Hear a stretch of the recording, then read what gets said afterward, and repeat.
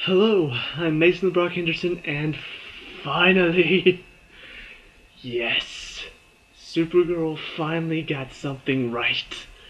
It's only taken 6 episodes. Um, episode 4, in my opinion, up until now, was the best because they finally focused on some character building. They focused less on the dumb, stupid relationships going on, the dumb love triangle, and they had a lot of good stuff in that episode.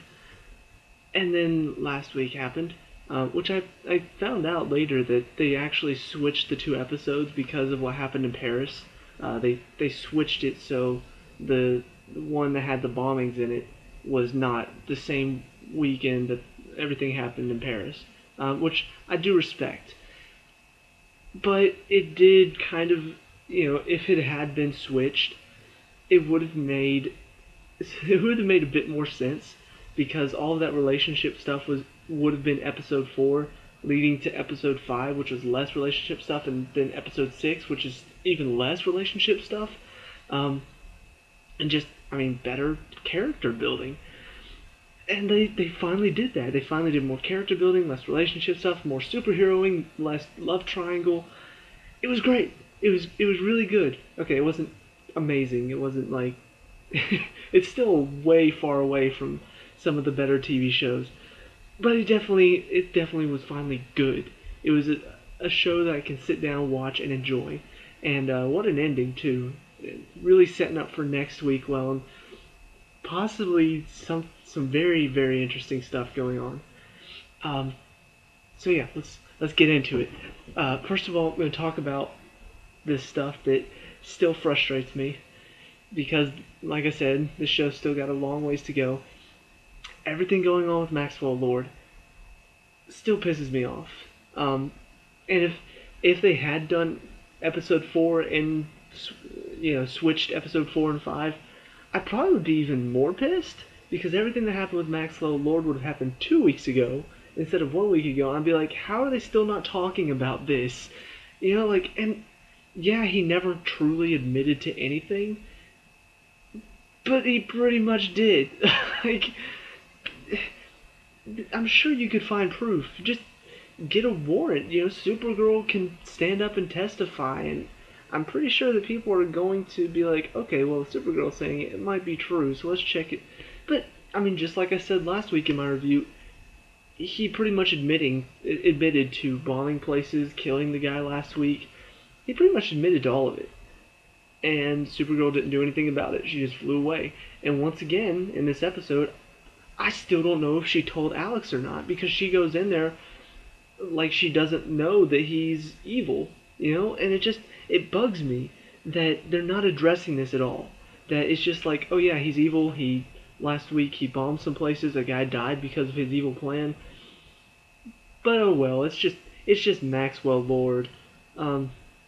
And yeah, he's a great character. The guy playing him is a really good actor. But still, it's like he's evil. Can we do something about this now, or are we just gonna let him do even more evil stuff trying to get to Supergirl? You know what? Why is nothing being done about this? And so it really pisses me off. Still from last week pisses me off that it's just like Supergirl doesn't even care. She's the superhero. She's supposed to stop guys like him. And he doesn't really he hasn't really admitted to anything, so I can't. Yes, you can. Shut up. And I figured I didn't talk about this last week, but I figured if they weren't going to end it last week with Supergirl doing something about it, at least tell the DEO and have them look into it, have them start doing research. But it really doesn't seem like she said anything to them. Like that, Alex just goes in there like there's no problem and lets him flirt with her like she's got no issue, like she doesn't know about all this. So if she did tell him, if she did tell them about what she knows about Maxwell Lord, they're not acting like it's true, which would piss me off even more. But I'm really suspecting that she found all this stuff out, but doesn't think that people will believe her. She says it, so she's not saying anything, which is just dumb. You're Supergirl, you're superhero. But anyway, so I don't know what's going on there. Still frustrates me. I like his character, but I think the storyline that they've got going right now is really dumb. But other than that, there is still relationship stuff going on. Um, they just there's still too much in my opinion. Like it just feels like it interrupts a lot of the plot's moving forward, cut away to Jimmy and Lucy eating dinner. And then oh she's going to game night, so they have more plot, have more cut. Okay, let's go to game night. Now they're doing game night and then okay, now we're back into the story, do a bit more. Cut! Now they're talking about Lucy and her father with Jimmy and now they're and it feels like it interrupts too much. It definitely was a lot less than last week, where last week it felt like most of the episode was them doing the love square. This week it was fewer scenes, but it's still too much. And it's not like you can't have any relationship stuff at all, but don't have it like just break the action. Don't have it break the story.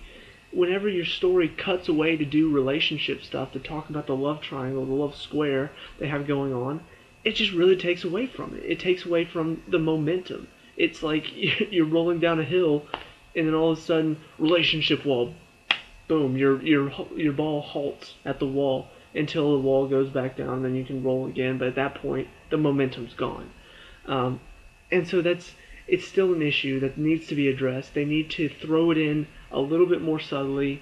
Maybe action, cut to commercial, open back up with relationship stuff, which then gets interrupted by the action, go to commercial, and then go.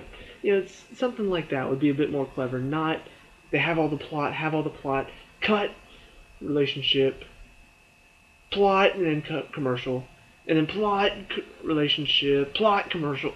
It's too sporadic, too back and forth, and it's distracting. Is what I'm trying to say. So that's frustrating. And then this was a little bit less of a problem for me because it was surrounded by good stuff. One wasn't, but they have two cliche parents that don't approve of their children because of blah blah blah, all that stuff.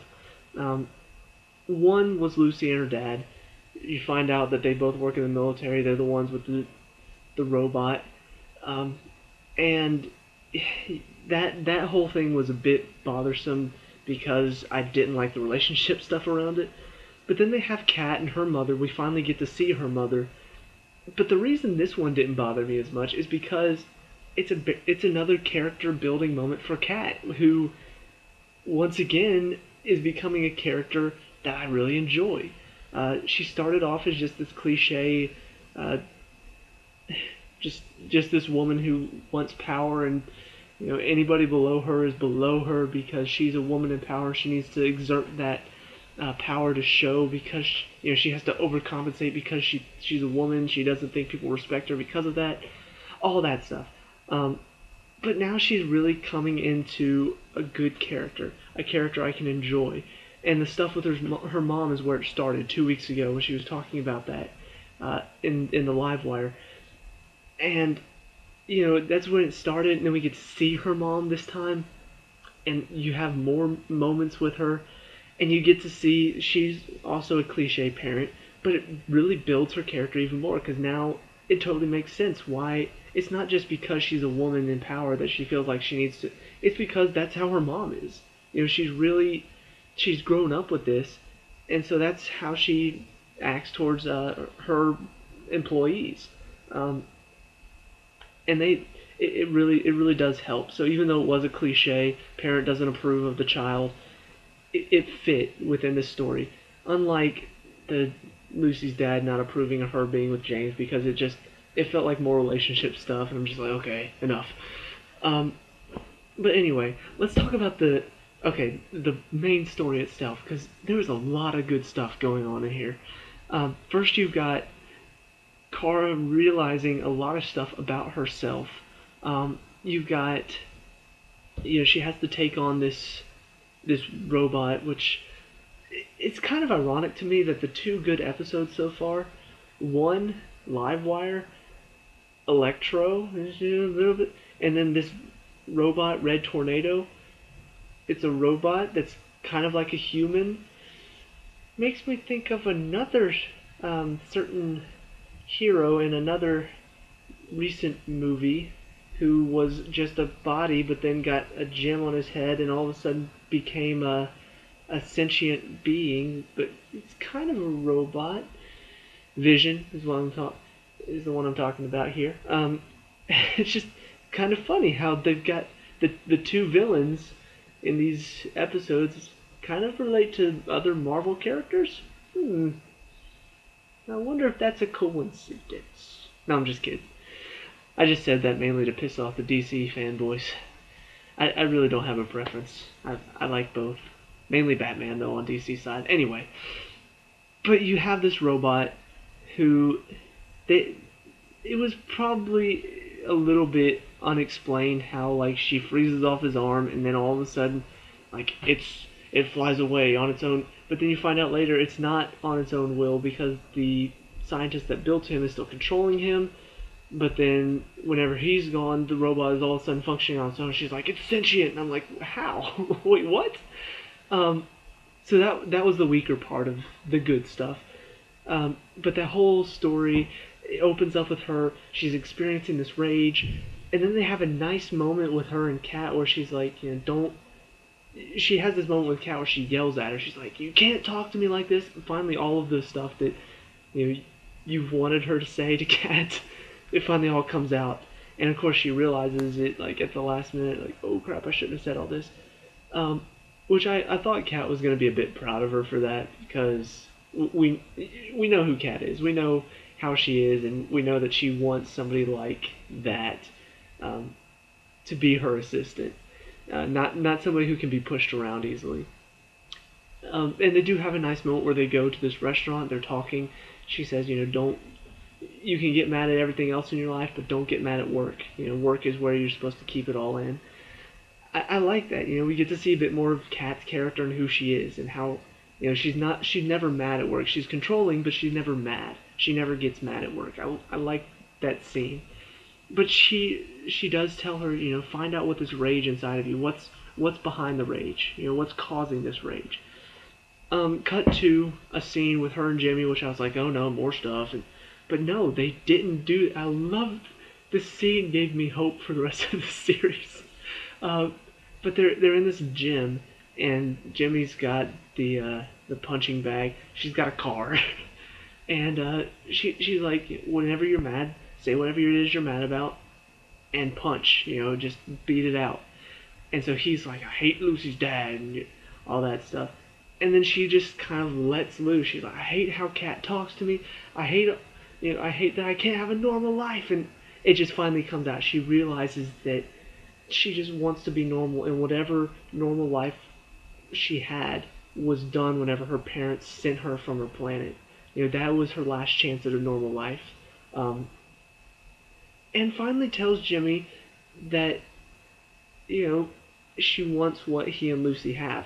And it was kind of a nice moment, because it was kind of her admitting that she knows she and Jimmy don't belong together, but it's like she's less jealous of the fact that Lucy has Jimmy, and more jealous of the fact that they have each other. She wants that, but she can't have that because nobody understands her like that, which, once again, poor Win in the friend zone. Like he's doing everything he can to try to understand you, but you keep cutting him off. Anyway, but it was just a nice moment where she realized everything behind the rage, and it just clicked in her. She realized she's mad at everything that happened with her parents. She's mad at the fact that, once she became a superhero, any chance of her being a normal human being was gone. And the more she's a superhero, the more she feels out of touch with this world because of her powers. So very interesting. Very well done scene too. Go a little bit, like I said, this robot is being controlled by the scientist that created him. He's attacking Lucy and her dad because her dad is like pushed him out of the project, fired him, and so they have like a final showdown. where Kara needs to keep the robot busy while Alex tracks down the scientist and takes him down. And so she gets, like, they start fighting. Alex gets down, looks at the computer, realizes that it's not being controlled, and then all of a sudden the guy walks around the corner and he's like, he's got like a little telepathy thing on his head. It's like, you'll have to kill me to stop it. And so they fight, and then Alex kills him. And I love the look on her face, because it kind of feels like she's never killed anybody before. And I don't know if this is going to come back later, but it's one of those moments where when she kills him, it's like shock, like she didn't mean to do it. Like they're fighting, he's got the gun, and then she turns the gun and it goes off. Obviously she probably pulled the trigger, but it's kind of this moment where she's just like, I just killed him. It's kind of a shocking moment, and I hope it comes back. I hope they talk about it a bit more, because that can be a serious thing, especially if somebody's she's never killed anybody before. That can be a serious thing for her to deal with. Another character building moment, hopefully, and I really hope so, because she started off as my favorite character because everybody else was bland, but as everybody else's character started getting slowly better, she's kind of stayed the same, and so I want her to get back to that character that I enjoyed at the beginning, and stop being just a DEO agent / whatever. But anyway, so that was interesting, and then the robot, like I said, once he's gone, it all of a sudden turns back on. It's sentient for whatever reason. But Kara, using the rage that she experienced, using that rage of everything that's happened, destroys the robot. And just it's this intense scene where it's nothing but this music. You hear a bit of the sound, but it's all kind of muted, and the music's playing, and you see her like they're flashing to her past, and then they flash to her, and she's like screaming as she's shooting her eye lasers at it, and it's just like, oh, this moment just feels so intense, and destroys the robot. And so it's just really well done, really, really, really well done scene. But before I talk about the ending and what all this means, I do want to talk about Alex's dad. They're bringing that a bit more into it. They're bringing Hank Henshaw and his character, and I think they're calling him Robotic Superman or something like that. In case you haven't noticed, if you watch my other videos, I'm not really a comic book person. I love comic book movies, I love Marvel, love DC, but I'm not really a comic book reader. I haven't really gotten into that. And so all of this stuff, Hank Henshaw, I have no idea who he is. I've read a couple things. I've seen a couple other reviews, and they talk about Hank Henshaw and how he's robotic Superman. I can't remember what they called him. But the red eyes, they've been teasing that for weeks now, and finally getting some backstory into him, and not just, oh, he's got red eyes, guys. So it's interesting. Wynn is recruited to find out what happened. He gets the DEO document, mostly redacted, but finds out that Alex's dad went on a mission with Hank, and he came back, no cuts, no bruises, and her dad went missing. Which, went missing? Does that mean that he's still alive? Ooh, we'll see. But yeah, very interesting story building there. I like it. Anyways, but so you've got all this, and they just have a nice little wrap-up ending with Lucy telling her dad off, saying, I don't care that you don't approve of him, and her dad saying, I hope one day when you see the mistake that you've made, and blah, blah, blah. So she and Jimmy are getting along fine. Kara comes in, the cat's mom is sitting on the couch, and she's like, where's my car? She's like, was I supposed to get you a car? She's like, well, yes. Seriously, Kitty, how can you have these people around? Like, she's just so... Is she an unpaid intern? Is that what she is? Because only an unpaid intern could be so unreliable. And then Kat just has a moment where she stands up to her mom, and she's just like, she is my employee. You're not allowed to talk to her like that, and she does her job very well. And then her mom, just kind of surprised by this, leaves. Like, I'm going to go to the ladies' room. And of course, they have a moment where Kara's like, "Thank you for saying all," and she's like, "I just said it for effect." I kind of like that relationship. It's growing on me. At first, it was just kind of like, "Oh, this again," but now it's kind of the jokes are getting better about it. Um, but they do have this scene leading into next week, and I saw the previews for next week. I'm curious what's going to happen, but um, she knocks off this glass of water under the floor, and as she's picking up the pieces, thinking, oh, whatever, I'm Supergirl, I don't have to be careful, cuts her finger. It cuts it, like, it's bleeding. And at first I was like, was that Kryptonian glass? Like, what is going. And then it kind of, before I saw the previews, I'm not this stupid, it did kind of click that, oh my gosh, something happened with that fight with the robot, and her powers are gone. Like, whoa, this is pretty crazy. And from the previews for next week, it looks like it's going to be her powerless. Now, was this an effect of her releasing all of her rage in one laser? Was this something with the robot, the explosion? Did it affect her somehow? Very curious to see not only how they're going to explain it. I figure it'll probably be the rage, that using all of that rage, like made her powerless for a moment. Because they do talk about how the sun is what recharges her. It kind of talks about her like she's a battery, a solar powered battery. Just put her in the sun. So it'll be very curious to see how they talk about that, how she deals with not having powers for the moment. It looks like there's going to be several things, bad things going on. Kind of figure that Maxwell Lord probably will play into it. I feel like it's going to be one of those episodes where he's looking for Supergirl. He's trying to get information about her again, like threatening people's lives. But because she's powerless, she can't do anything about it. So I don't. Once again, why is he not in jail, or why is he not being at least looked at? So I don't know what's going to happen. I'm curious. They finally got me interested in the show. Finally did an episode really good, not just another episode. It was one I actually enjoyed sitting through and getting to enjoy. And yeah, Supergirl finally nailed one. So hopefully it keeps getting better from here. Hopefully they don't go back to the relationship stuff. They seem to have found a bit of a niche for now.